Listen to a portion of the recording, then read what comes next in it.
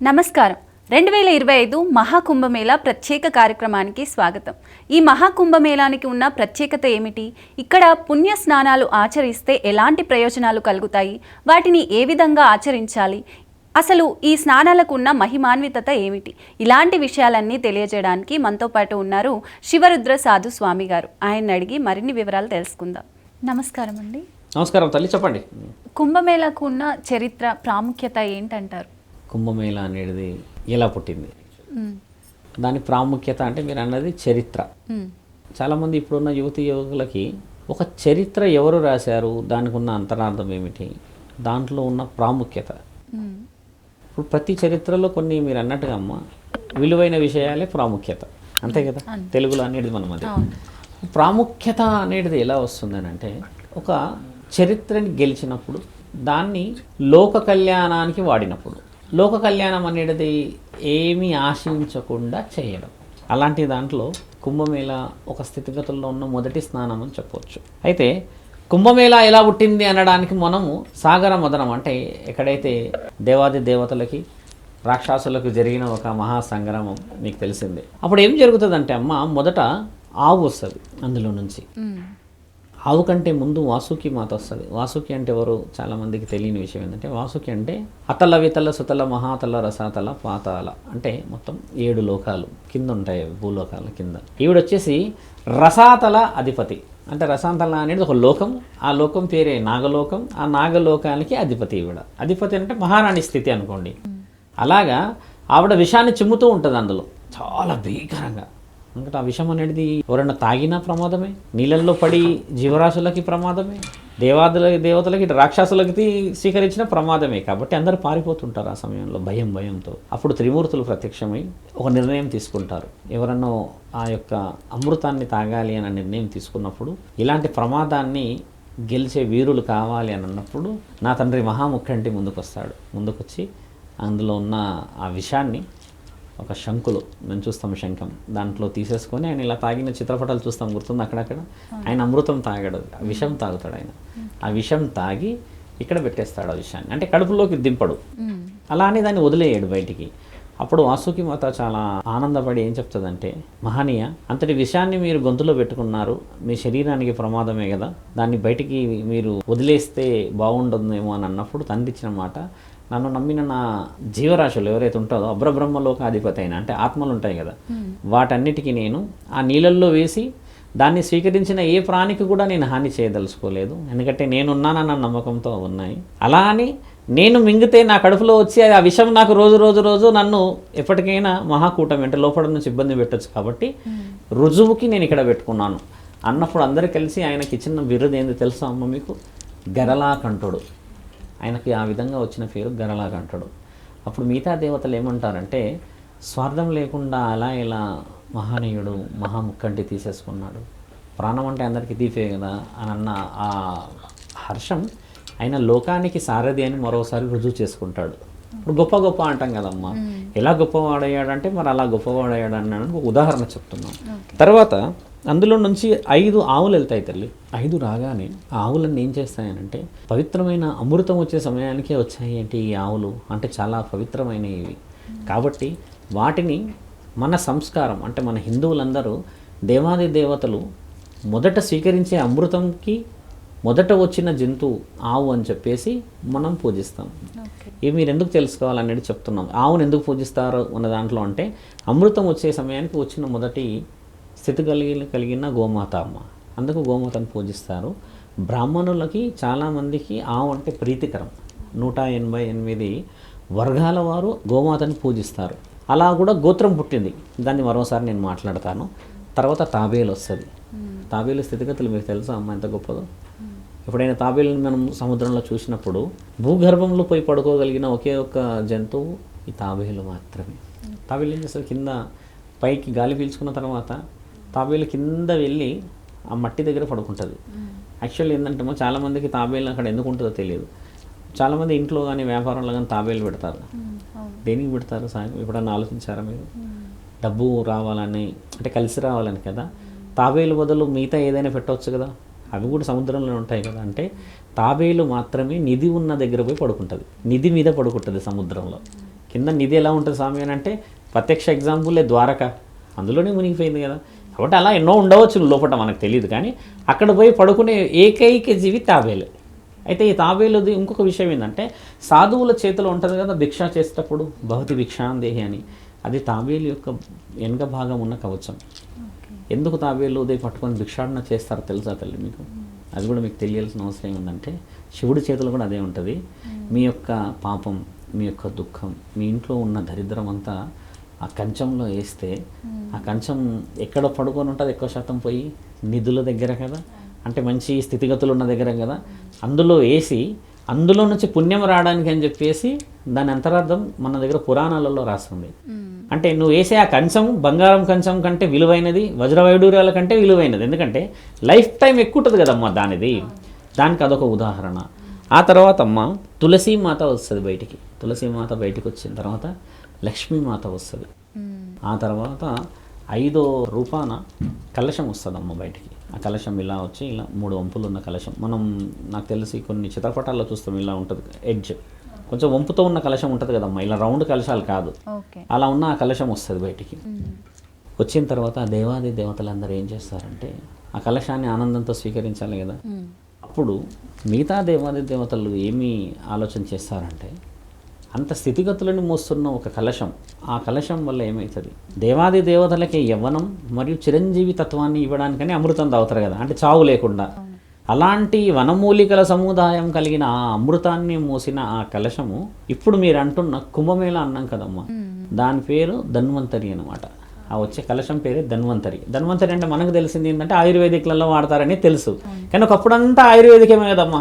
ఇప్పుడు 100 సంవత్సరాల నుంచి మెడిసిన్సే, కానీ అంతకు ముందుకంతా ఆయుర్వేదిక్ కాబట్టి దాన్ని ధన్వంతరి అంటారనమాట. అయితే అప్పుడు 3 రకాల 4 రకాల సముదాయాలు బయటకు వెళ్ళాయి కదా, కాబట్టి ఏంటంటే ఆ కలశాన్ని ధన్వంతరి కలశం అంటారు. ఇప్పుడు మన అందరం భూమి మీద చేసుకుంటున్నాం కదా, అంటే గ్యాదరింగ్ అవుతున్నారు కదా ఆ నీళ్ళల్లో మునగడానికి చేయడానికి అని, దాన్ని మేళా అంటారు. మేళా అనేది మరాఠీ వర్డ్, ధన్వంతరి అనేది కలశం పేరు, అది సంస్కృతి వర్డ్, దాన్ని ధన్వంతరి మేళా అంటారు. కుంభమేళా అని అంటే కుంభ అంటే కలశం సంస్కృతి వర్డ్లో. అయితే దాన్ని తెలుగులో ఏమంటారంటే ధన్వంతరి. ధన్వంతరి అనేది ఆయుర్వేదికం. ఆయుర్వేదిక అన్న వలిముఖలో కలిసి ఉన్న ఆ దేవత పేరు ధన్వంతరి మాత. దీన్ని ఏమంటారంటమ్మా, ఈ మేళని ధన్వంతరి మేళ అంటారు. కుంభమేళ అనేది మన వర్డ్ కాదు, తెలుగు వాళ్ళ వర్డ్ వచ్చేసి ధన్వంతరి మేళ. ఎందుకంటే దేవాది దేవతల అమృతాన్ని స్వీకరించింది దేనుకు, వారి శరీరం బాగా కాంతివంతంగా ఉండి యవ్వనంగా ఉండి ఎప్పటికీ బ్రతికుండాలని. అలాంటి గడియల్లో దేవాది దేవతలకి స్వీకరించే సమయంలో, ఇప్పుడు అమృతం అందరూ తాగాలి కదమ్మా, మహాభారతంలో ఉంటుంది ఇది, దేవతలు ఏ విధంగా అమృతాన్ని స్వీకరిస్తారంటే వాళ్ళందరూ లైన్గా కూర్చొని ఉన్న సమయంలో వాళ్ళకి స్వీకరణ చేస్తూ ఉంటారు, ఇలా చేతులు పెట్టుకొని తాగుతూ ఉంటారమ్మా. తాగే సమయంలో 4 అమృతపు బిందువులు ఆ కలశం నుంచి కిందికి జారుతాయి, అందులో నుంచి బయట కూడా పడవచ్చు కదా. అలా పడ్డ చోట్లే ఈరోజు కుంభమేళ జరుగుతుంది. అంటే ఆ పైన నుంచి కింద 4 అమృతపు బిందువులు పడ్డ చోటు అలహాబాద్, తర్వాత నాసిక్, ఉజ్జయిన్, హరిద్వార్, ఈ 4 ప్రాంతాల్లో పడ్డాయి ఆ 4 అమృతపు గడియలు. ఇవి సరస్సులు, జీవనదులు అంటారు వీటిని. అప్పుడు పడ్డప్పుడు దేవాది దేవతలు ఏం చేస్తారంటే అమ్మ, అమృతం తాగిన వాళ్ళు ఎలాగో చిరంజీవులే, కానీ అమృతపు బిందువులు పడ్డ సరస్సులు, అందులో స్నానాలు ఆచరించిన వాళ్ళకి ఆయురారోగ్యాలు బాగుంటాయి అనేది మన శాస్త్రజ్ఞానంలో ఉన్న ఋషి పరంపర్యలు మనకిచ్చిన మహాజ్ఞాన సంపద. అది కేవలం ఇదే సమయంలో ఎందుకు జరుగుతుంది గురువు గారు అన్న క్వశ్చన్ ఒకవేళ మీది కాకుండా చాలామందికి అయితే 4 రకాలుగా చేస్తారమ్మా. 144 ఇయర్స్కి ఒకసారి చేస్తారు, దాన్ని మహాకుంభమేళ అంటారు. ఇప్పుడు ఎల్లుండి మీరు అంటున్నది జరగబోయేది ఓన్లీ కుంభమేళ. అది కుంభమేళ వచ్చేసి 12 సంవత్సరాలకు ఒకసారి జరుగుతుంది, పూర్ణ కుంభమేళ అనేది. తర్వాత 6 సంవత్సరాలకు ఒకసారి జరుగుతుంది, దాన్ని అర్ధ కుంభమేళ అంటారు. 3 సంవత్సరాలకు ఒకసారి కూడా జరుగుతుంది, దాన్ని మగు కుంభమేళ అంటారు. మొత్తంగా కలిపమ్మ 4 కుంభమేళలు అవుతాయి ఇక్కడ. ఈ 4 కుంభమేళల్లో పూర్ణ కుంభమేళ అనేది లేదు. పూర్ణ కుంభమేళ అనేది 144 ఇయర్స్ ఇది. ఇప్పుడు ఛానల్లో ఎలా ఉంటుందంటమ్మా, నాలాంటి వాళ్ళు 100 మంది వస్తారు కాబట్టి వారి జ్ఞానాన్ని అంతా వివరంగా చెప్తారు. ఇప్పుడు కొంతమంది అంటారు కుంభమేళకు సంబంధించింది శివపురాణంలో చదవండి అని అంటారు. ఇప్పుడు కుంభమేళకి అసలు శివపురాణానికి సంబంధమే లేదు. కుంభమేళకి గరుడ పురాణానికి సంబంధం ఉంది. గరుడ వాహనుడు గరుత్మంతుడు ఏం చేస్తాడంటే అమ్మ, ఈ అమృతపు కలశం ఏదైతే ఉంటుందో ఆ బండారం అది తీసుకొని పోతూ ఉంటే కూడా 4 అమృతపు బిందువులు భూమి మీద పడ్డాయని గరుడ పురాణంలో రాసింది. ఇప్పుడు పలు విధాలుగా ఉంది. ఇప్పుడు మీరు అడిగిన ప్రశ్నకి వస్తాను నేను. 4 ప్రాంతాల్లో పడ్డాయి, ఆ సరస్సులు అలా పోతూ ఉంటాయి. 4 మేళాలు ఉన్నాయి, 12, 6, 3, 144. ఎందుకు 4 అమృతపు గడియలు పడ్డప్పుడు అలా 4 విధాలుగా విభజించబడింది? చాలామందికి తెలియాలి.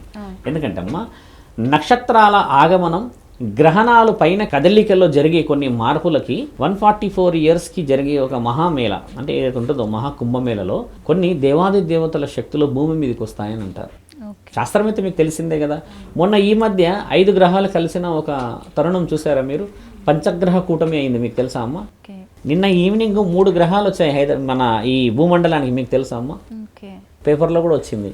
అంటే మనం ఖగోళ శాస్త్రం చదవం కాబట్టి అంత నాలెడ్జ్ మనకు లేదు. మనకేంటంటే ఒక సాధువు నాలెడ్జ్ తీసుకుంటాం, కానీ రిపోర్ట్లో కొంచెం వాల్యూడ్గా ఉండే ఛానల్స్ ఉంటాయి చూడండి, ఓన్లీ డివైన్ మీద, అది కూడా హెవీగా పనిచేసేటుంటాయి, వాళ్ళు మాత్రం రిలీజ్ చేశారు.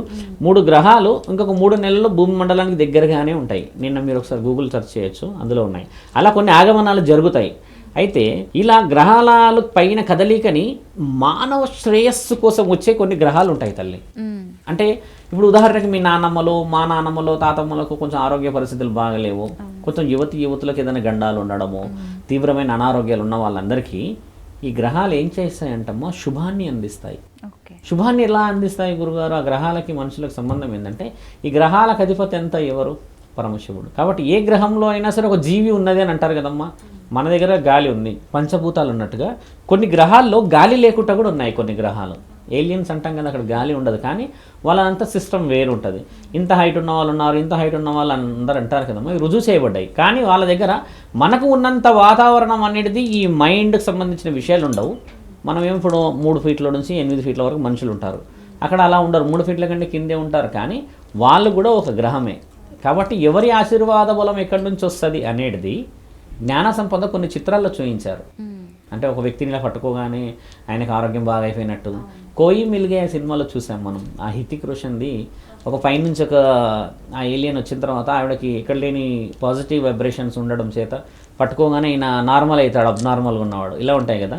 అంటే అది సినిమా చూపించాము, కానీ దాని అంతరార్థం చెప్తున్నాం మీకు. ఇలా కొందరు అనారోగ్యాలు ఉన్న వారికి శుభసూచకమైన గ్రహణాల శక్తులు.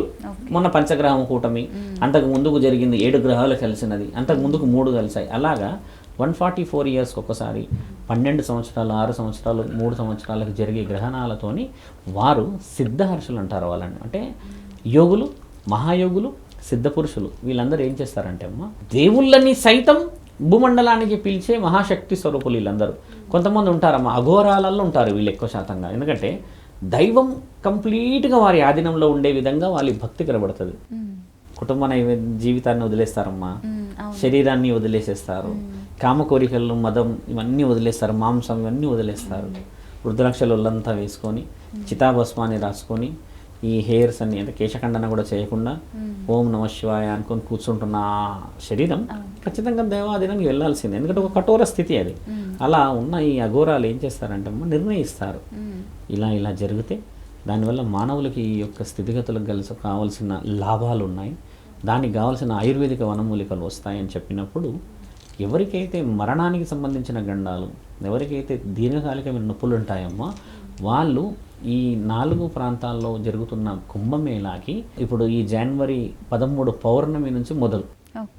ఆ రోజు పౌర్ణమి, మొదటి రోజు స్నానం నుంచి అమ్మ 26 శివరాత్రి వరకు అవుతుంది. అంటే శివరాత్రికి 3 రోజుల ముందు వరకు అవుతుంది ఇది. అప్పటి వరకు అన్ని మంచి రోజులే. ముఖ్యంగా మనం చెప్పాల్సిన ఇంకో విషయం ఏంటంటమ్మా, ఈ 13వ తారీఖు ఎవరైతే శివమాల వేస్తారో వాళ్ళకి చాలా చాలా చాలా కలిసి వస్తుంది. ఎందుకంటే మొత్తం యావత్ ప్రపంచం మొత్తం ఎదురు చూసే మహాకుంభమేళలో ఈ 40 రోజులు మాల ఎవరైతే వేస్తారో అమ్మ, మనకి కావాల్సిన, ఇందాక చెప్పాను కదా పాజిటివ్ గురించి, అది చాలా దగ్గరగా ఉంటుంది. ఎందుకంటే దేవుడి దగ్గరికి వెళ్ళడం వేరు, దేవుడు మన దగ్గరికి రావడం వేరు కదమ్మా. ఇప్పుడు కుంభమేళలో అమృతం పడిన 4 బిందువులతోనే శరీరం కాపాడబడుతుందంటే అంత పవిత్రమైన రోజుల్లో మాలేసి రుద్రాక్షలు పెట్టి మన బ్రహ్మముహూర్తంలో కొన్ని ప్రమదగణాల శక్తులని మన శరీరంలోకి రప్పించి మంత్ర ఉచ్చారణ చేసి శివధ్యానంలోనే ఉండి ధ్యాసలో ఉంటే ఎంత పాజిటివ్ ఉంటుందమ్మా.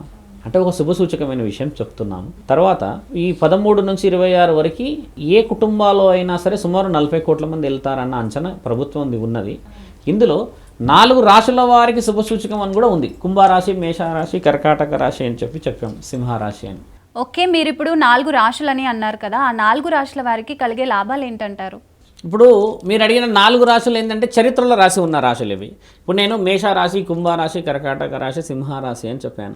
ఈ 4 రాశులు ఎందుకు అనేది కూడా చాలామందికి తెలియాలి. ఇప్పుడు నాలాంటి వాళ్ళు పండితులు ఉంటారు, సాధువులు ఉంటారు, వేరే వాళ్ళు చెప్తూ ఉంటారు.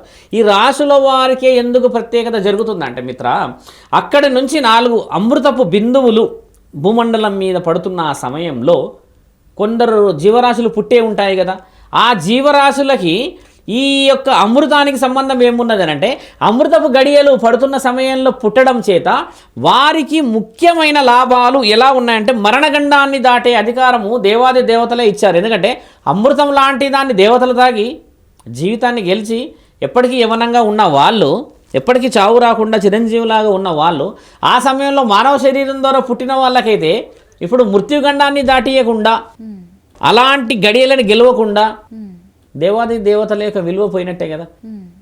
ఇప్పుడు అంతటి విలువైన అమృత గడియలు పడుతున్న సమయంలో పుట్టడం చేత, ఆ యొక్క స్నానాలు ఆ సమయానికి ఆచరించడం చేత ఇట్ ఈస్ లైక్ ఏ అపాస్టఫీ. అంటే మనకి రిమార్క్, ఆయన ఒక గుడ్ క్యాండిడేట్, గుడ్ మార్క్స్ సంపాదించడానికి ఎలాగైతే మనం అప్రిషియేషన్ ఇస్తామో, దేవాది దేవతలు ఆ సమయంలో పుట్టిన ఆ యొక్క జీవరాశులు కేవలము, ఇది జీవరాశులు మీరు బాగా గమనించాల్సింది ఏంటంటే స్వామి, ఇది మానవ శరీరానికి ఉన్న జీవరాశులు కాదు ఇవి. మీరు అన్నట్టుగా ఏదైతే 4 రాశులు అన్నారు కదా, ఆ సమయంలో ఏ రాశి అయినా పుట్టవచ్చు.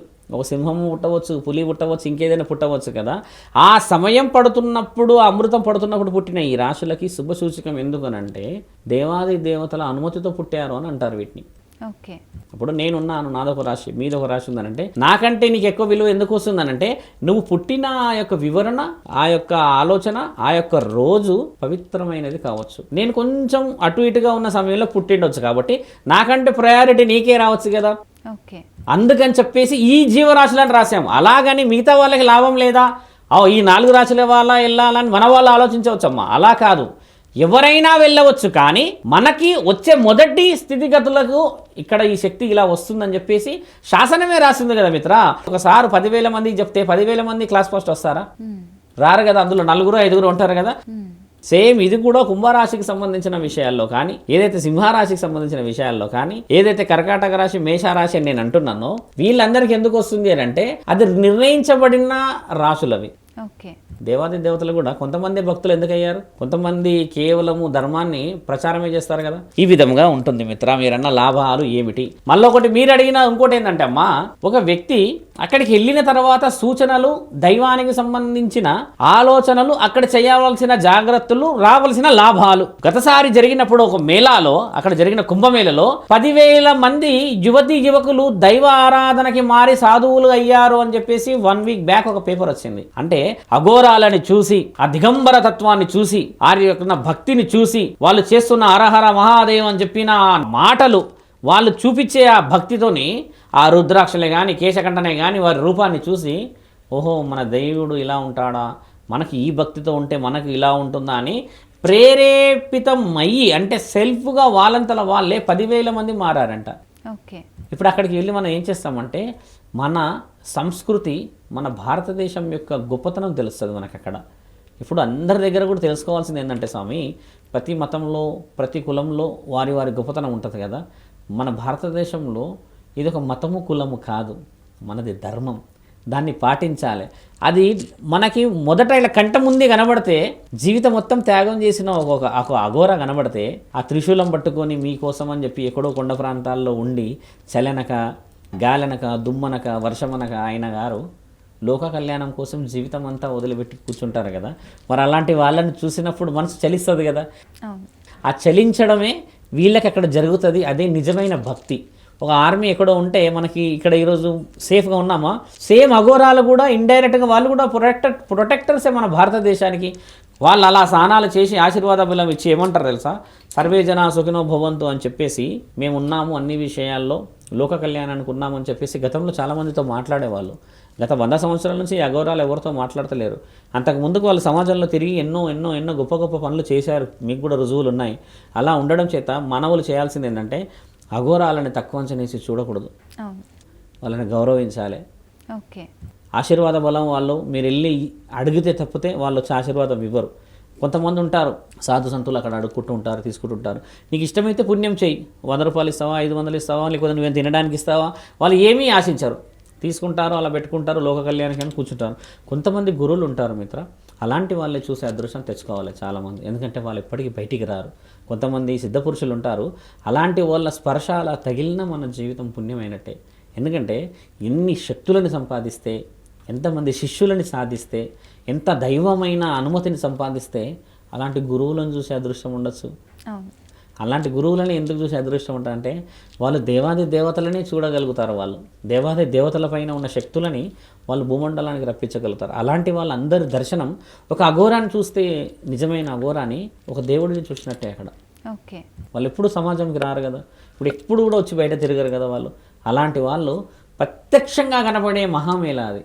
అలాంటి మేళలు అందరూ ఆశీర్వాదం తీసుకోవడానికి మనందరం వెళ్ళాలి ముఖ్యంగా. ఎందుకంటే స్వామి ఒకరోజు పూజ చేస్తేనే మన ఇల్లంతా పాజిటివ్ అనిపిస్తుంది. 100 సంవత్సరాల నుంచి శరీరాన్ని పాజిటివ్లో పెట్టిన ఆ దేహాన్ని చూస్తే పుణ్యం కాదంటవా? అలాంటి పుణ్యమైన విషయానికి వెళ్ళాలమ్మా. ఓకే, వెళ్ళినప్పుడు జరిగే ఆ మహత్కరమైన సంఘటన వల్ల మనం మారాలి. మన కోసం ఆ అఘోరాలు ఎంత త్యాగం చేశారు, ఆ నాగసాధువులు ఎంత త్యాగం చేశారు. 15 అఖాడాలు ఉంటాయి, మీకు తెలుసా అమ్మా? 15 అఖాడాలలో లక్షల మంది ఉన్నారు, గురువులు, అఘోరాలు, సాధువులు, సంతులు, అఘోరిణులు, సాధ్వికులు, ఇలా అందరూ ఉండి ఒకసారి వచ్చి స్నానాలు ఆచరించి వెళ్ళి, స్నానాలు కూడా మళ్ళీ వాళ్ళు స్వార్థంగా కాదు, నీ చర్మ వ్యాధులు రాకూడదని రాసింది, రుజువు అయ్యింది. మళ్ళీ వాళ్ళు దైవాధీనమైన శక్తుల కోసం వస్తారు. అలాంటి అన్ని విషయాలకు ముఖ్యంగా వెళ్ళి మనం నేర్చుకోవాల్సింది ఏంటంటే ఒక జీవితాన్ని ఏ విధంగా గెలిచారు, ఓకే, మన సంస్కృతి ఏ విధంగా కాపాడబడుతుంది కొందరు త్యాగం చేస్తున్న వ్యక్తుల ద్వారా, కొందరు వీరుల వల్ల అనేది ఈ మహాకుంభమేళలో తెలుసుకోవాలి మీరందరూ. అది మిత్రమా, కుంభమేళాలో అఘోరాలకి సంబంధించిన దాంట్లో వారి మొదటి ప్రత్యేకత ఏమిటి, వాళ్ళే ఎందుకు స్నానాలు చేయాలి? ఇప్పుడు చూడమ్మా, ఒక సరస్సులలో ఈ జీవనదులలో ఇప్పుడు ప్రయాగరాజులో జరుగుతున్న దాంట్లో ఏంటంటే ముఖ్యంగా అమృతపు పడిన 4 బిందువులలో కొన్ని జీవరాశులు ఉంటాయి. అంటే అందులో విషాన్ని జిమ్మే జీవరాశులు ఉండవచ్చు, కలుషితమైన నీరు ఉండవచ్చు, కలుషితమైన ఇంకేదైనా కూడా ఉండవచ్చు. కాబట్టి ఎవరైతే మొదటి స్నానాన్ని ఆచరించి ముందుకు తీసుకెళ్తారో దాని యొక్క అంతరార్థం ఏంటంటమ్మా, చితాభస్మాన్ని రాసుకుంటారు అఘోరాలు. చితాభస్మాన్ని రాసుకొని రుద్రాక్షలంతా శరీరం మీద పెట్టుకొని వారి జీవనాన్ని కంప్లీట్గా అంటే పూర్తి స్థితిలో, పరిపూర్ణ స్థితిలో శివుడి ఆరాధనలో ఉండడం చేత సమాజం అంటే లోక కళ్యాణానికి వారు మొదట వచ్చి స్నానం చేసే ఆచరణ ఉంది. అది గురువు పరంపర్య. ఎందుకు దానికి ఆ విధంగా ఉందంటే ఎప్పుడైతే చితాభస్మాన్ని రాసుకుంటారో ఈ రుద్రాక్షలకు ఉన్న ఏదైతే శక్తి అంటే భగవంతుడి శక్తి రుద్రాక్షలకు ఎంత ఉన్నదనేది మనందరికీ తెలిసిందే. అలాంటి విషయ వివరణకి వారు మొదట వచ్చే గంగా స్నానాన్ని ఆచరించినప్పుడు వీరి శరీరం మీద ఉన్న దైవాధీనానికి సంబంధించిన శక్తి అంటే డివైన్ కాస్మిక్ పాజిటివ్ పవర్ అంటారు దాన్ని. అంటే ఆధ్యాత్మికంగా ఎక్కువ శక్తి వారి శరీరంలో ఉండడం చేత మంచు ప్రాంతాల్లో, కొండ ప్రాంతాల్లో దైవానికి సంబంధించిన దేవాలయాల సంబంధమైన విషయాల్లోనే వారి శరీరం పరిపూర్ణ స్థితిలో ఉండడం చేత వాళ్ళు గంగా స్నానం ఆచరించినప్పుడు వారి శరీరంలో ఉన్న ఆ దైవానికి సంబంధించిన శక్తి అంతా ఆ యొక్క నీళ్ళల్లో కలిసిపోతుంది.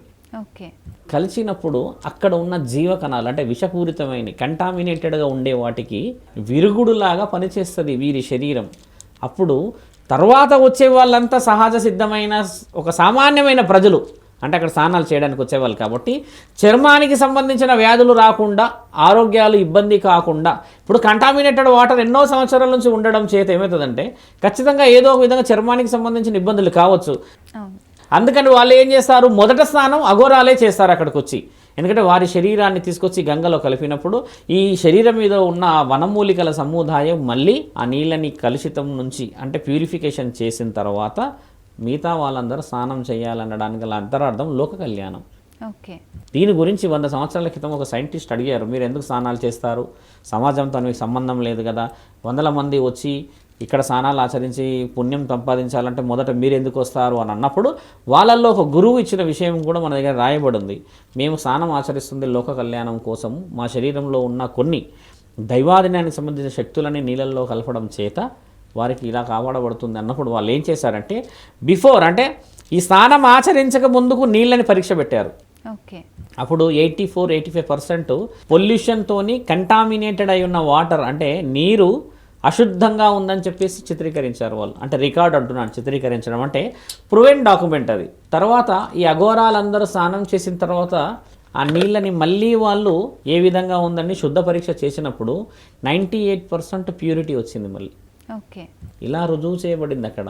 అలా రుజువు చేసినందుకు వాళ్ళు దైవానికి సంబంధించిన విషయాలు మాట్లాడుతున్నందుకు దైవం అనే విషయంలోనే ఎప్పటికీ వాళ్ళు జీవితం మొత్తం అక్కడే ఉండడం చేత ఈ ప్రయాగరాజులో జరిగే ఈ 4 ప్రాంతాల్లో కుటుంబాలతో వెళ్ళి ఆ అఘోరాలు స్నానాలు ఆచరించి మనము ఆచరించిన ఆ పుణ్యాన్ని అందరం సంపాదించాలి. ఓకే. అఘోరాలు అదృశ్యం అవుతారనేది కూడా ఉంది మన దగ్గర, చాలామందికి తెలిసింది. అఘోరాలు ఎక్కడ అదృశ్యం కారు, అది జ్ఞానానికి సంబంధించింది. వాళ్ళు ఎక్కడికి వెళ్తున్నారు ఏంది అనేది మన వాళ్ళందరూ చూడడం చేత వారి యొక్క శాంతి భద్రతకి వారు దైవానికి సంబంధించిన క్రియా ప్రక్రియలని మన వాళ్ళకి ఆశ కదా స్వామి, వాళ్ళు ఎక్కడి నుంచి వచ్చారు ఎలా పోవాలనేది ఉంటుంది కదా. అలాంటిది కాకుండా ఉండడానికమ్మా వాళ్ళు ఏం చేస్తారంటే మనిషిని వాళ్ళ వెనకాలో రానియకుండా ఉండడానికి అని చెప్పి ఆలోచన చేసి కంటికి మణికట్టు చేయగలుగుతారు వాళ్ళు. అలా మణికట్టు చేయడం చేత ఒక మనిషి వాళ్ళని వెంబడించడము, వాళ్ళతో పాటు రావడము ఇలాంటిది అనేది తగ్గుతుంది. ముఖ్యంగా ఇక్కడ అఘోరాల ప్రస్తావనని ఎందుకు తీసుకొని వచ్చానంటమ్మా నేను, మొత్తం అఘోరాల వల్లనే కుంభమేళ జరుగుతుంది. అఘోరాలు ఎన్నో త్యాగాలు చేయడం చేత వారి యొక్క గురువుల నుంచి అమృతము పడిన 4 సరస్సుల్లో ఆ 4 బిందువులకి శరీరాన్ని కాపాడుకొని ఎవరికైతే దీర్ఘకాలిక నొప్పులు కానీ దీర్ఘకాలిక అనారోగ్య పరిస్థితులు కానీ మృత్యువుకు సంబంధించిన గండాలు ఎవరికైతే ఉంటాయమ్మా వాళ్ళందరికీ శుభసూచకమైన మహామేళనే ఇప్పుడు జరుగుతుంది అక్కడ. కుంభమేళ అని అంటారు. కుంభ అంటే నేను చెప్పాను, చాలా గుర్తుపెట్టుకోవాల్సిన విషయం. కుంభమేళ అంటే అర్థం కూడా చెప్పాను. కుంభ అంటే కలశం, ఆ కలశంలోనే అమృతం వచ్చింది. అమృతం రావడం వల్ల దాన్ని ధన్వంతరి అంటారు, అందుకని ఇది ధన్వంతరి మేళ అంటారు. కుంభమేళ అంటే కుంభ అంటే కలశం, మేళ అంటేనేమో గ్యాదరింగ్ ఆఫ్ పీపుల్స్. ఒక దగ్గరికి ఇప్పుడు లక్షల మంది చేరుతున్నాం కదా, దాన్ని కలిపి అని అంటారు. 4 బిందువులు పడ్డాయి, 4 రాశుల వారికి 4 విధాలుగా చేస్తారు ఈ యొక్క కుంభమేళ. 144 years, 12 years, 6 years, మళ్ళీ 3 years. ఓకే. అన్నీ శుభసూచకమైనవి అని చెప్పేసి గడియలను నిర్ణయించింది ఎవరు అని అంటే అక్కడ నుంచి దేవాది దేవుల నుంచి చూస్తే మహావిష్ణువు, తర్వాత బ్రహ్మ, తర్వాత దేవాదిపతికి మన పరమశివుడు ద్వారా అలా అలా అలా అలా అలా అలా ఇదంతా మన రాజ్య సంపద అంటే ఋషి పరంపరగా వచ్చిన మేళాలు ఇవన్నీ. దీని తర్వాత మనకి గోదావరి పుష్కరాలు ఉన్నాయి ఈసారి, అక్కడ కూడా బాగా జరుగుతాయి. దాన్ని త్రివేణి సంగమం అంటారు మన దగ్గర. అంటే తెలుగు వాళ్ళకి తెలియాల్సింది ఏంటంటే ఇప్పుడు జరగబోయేది ఏంటంటే సాగర్ మేళ అంటారు ఇక్కడ. అంటే మన దగ్గర గోదావరిలో జరుగుతుంది, కాళేశ్వరంలో జరుగుతుంది, మన తర్వాత ఇక్కడ ధర్మపురి నరసింహస్వామి గుడి దగ్గర జరుగుతుంది. నీళ్లు 3 సరస్సులు ఒకసారి పొంగి ఎన్నో లక్షల కిలోమీటర్ల ప్రయాణం చేసి ఈ అమృతపు పడిన ఆ సరస్సులో కలవడం చేత పవిత్రంగా మనం స్నానాలు ఆచరించడానికి శుద్ధమైన ప్రణాళిక ఈ జనవరి 13 నుంచి 26 ఫిబ్రవరికి ఉన్నది. అందరు కుటుంబాలతో వెళ్ళాలని, సమయానుకూలంగా వెళ్ళాలి. అందరూ మొదటి 4-5 రోజులు చాలామంది హెవీ క్రౌడ్ వస్తారు, దానివల్ల ఆరోగ్య సమస్యలు ఏమైనా ఏర్పడవచ్చు. కాబట్టి జాగ్రత్త వహించడం చాలా ముఖ్యమైనది. అందరూ శుభసూచకం చేసుకొని పరమశివుడి ఆశీర్వాదం. ఈసారి మనకు కలిసి వచ్చింది ఏంటంటే శివరాత్రి కలిసి వచ్చింది, సంక్రాంతి కలిసి వచ్చింది. ఇలాంటి పండుగలన్నీ సంక్రాంతి కూడా మన వాళ్ళు తెలుగు వాళ్ళు చాలా వైవిధ్యంగా చేస్తారు. మేము 13 తారీఖు వెళ్తున్నాము, అందరూ సాధువులందరం వెలిచి ముందుకు వెళ్తున్నాం. ఇలాంటి మంచి ఒక టాపిక్ మీరు అడగగానే నేను కూడా ఎందుకు సరే అన్నాను అని అంటే చాలామందికి సాంప్రదాయం తెలియకుండానే పండుగలు చేసేస్తున్నారు, మన ఆచారం ఏందో తెలియకుండానే పండుగలు పోతున్నారు. కాబట్టి తెలుసుకొని చేయడంలో ఎంతో నా సంస్కృతి, నా భారతదేశం, నా ఋషి పరంపర అనే విలువ, సనాతన హిందూ ధర్మం యొక్క గొప్పతనం అనేది యావత్ భారతదేశం కాదు యావత్ ప్రపంచం తెలుసుకోవాల్సిన ఘనమైన మేళాలు ఇవన్నీ. ఓకే. అఘోరాలు నిన్న 12,000 మంది పెద్ద సభ చేశారు అక్కడ. ఇక్కడ నుంచో కాలినడకన వచ్చారు, చాకులు పట్టుకొని త్రిశూలాలు పట్టుకొని ఎన్నెన్నో చేసుకుంటూ వచ్చేసి హరహర మహాదేవ్ అనుకుంటూ పోతున్నారు. అక్కడ వాళ్ళకి పండగ. ఆ పండగలో మనందరం పాల్గొనాలి, మీరందరూ బాగుండాలని కోరుకుంటూ ధర్మం రక్షతి రక్షత. చాలా జాగ్రత్తగా వెళ్ళండి. నేను మీ శివరుద్ర సాధుని, మేమందరం వెళ్తున్నాము, మీరందరూ వెళ్ళాలి.